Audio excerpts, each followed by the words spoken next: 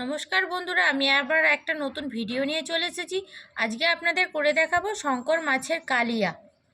তো আমি এখানে শঙ্কর মাছ বাজার থেকে কাটিয়েই এনেছি, তো পরিষ্কারও করা আছে। তো আমি এই শঙ্কর মাছগুলো প্রায় 500 গ্রাম মতো নেওয়া হয়েছে। তো আমি এই শঙ্কর মাছগুলো একটু পেঁয়াজ, আদা, রসুন মশলা মাখিয়ে রেখে দেবো।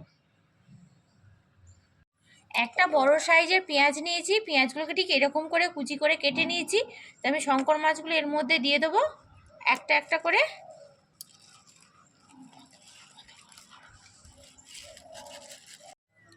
আমি এই মাছের মধ্যে একটু লেবু রস মাখিয়ে রেখে দেবো।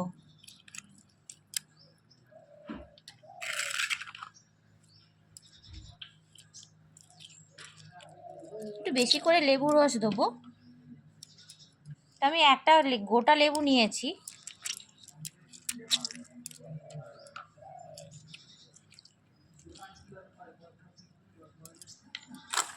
এটা মাখিয়ে 10 মিনিট রেখে দেবো।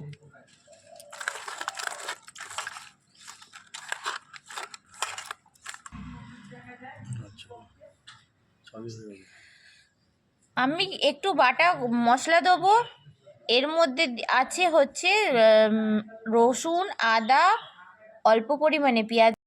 আমি এই শঙ্কর মাছে পরিমাণ মতো মশলা মাখিয়ে নেবো। এই মশলার মধ্যে আছে আদা, রসুন, অল্প পরিমাণে পেঁয়াজ বাটা আর কাঁচা লঙ্কা বাটা। তো আমি এই মশলাগুলো মাখে প্রথমে রেখে দেবো আধ ঘন্টা মতো। তো এর মধ্যে আমি অল্প পরিমাণে নুন, 1 চামচ পরিমাণে নুন আর হলুদ দেবো 1 চামচ মতো, আর তার সাথে লঙ্কা দেবো 1 চামচ মতো। তো এটা আমি মাখে রেখে দেবো আধ ঘন্টা। আমি কড়াই তেল গরম করতে দিয়েছি। তো এই তেলের মধ্যে দেবো একটা তেজপাতা ফোড়ন আর এই দারচিনি আর লবঙ্গ, এলাচ আমি দেব না। তো আমি একটু মশলাটা তেলের মধ্যে নাড়াচাড়া করে নেব। একটা কুচনো পেঁয়াজ রেখেছি, আমি এই গরম তেলের মধ্যে দিয়ে দেবো। একটা গোটা টমেটো দিয়ে দিলাম। তেলের মধ্যে ভাজা ভাজা করব টমেটো আর পেঁয়াজটা।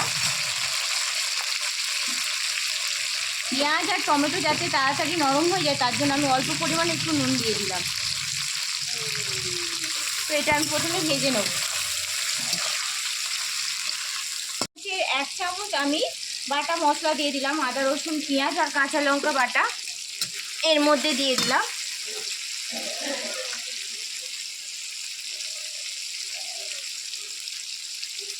অল্প পরিমাণে জিরে বাটা দিয়ে দিলাম।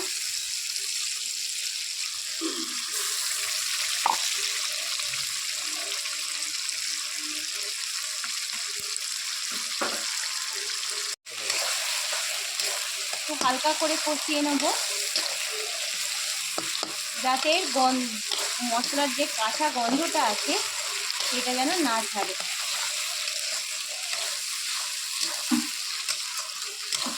মশলা,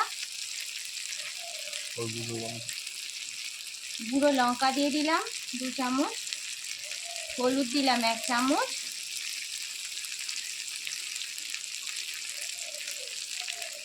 গোটা শুকনো লঙ্কা দিলাম 1টা, দিয়ে বেশ কিছুক্ষণ মশলাটা কষিয়ে নেব।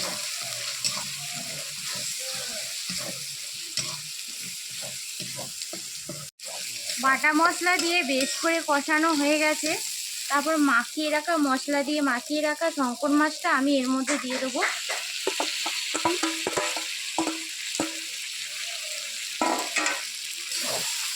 দিয়ে কষাবো বেশ করে।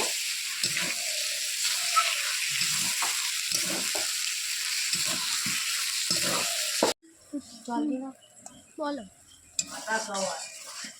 এখনো কিছুক্ষণও কষানো হবে। তো এখনো আমার রান্নাটা কিন্তু হয়নি, তো এখনো হালকা আঁচ করে আমি কষিয়ে যাচ্ছি।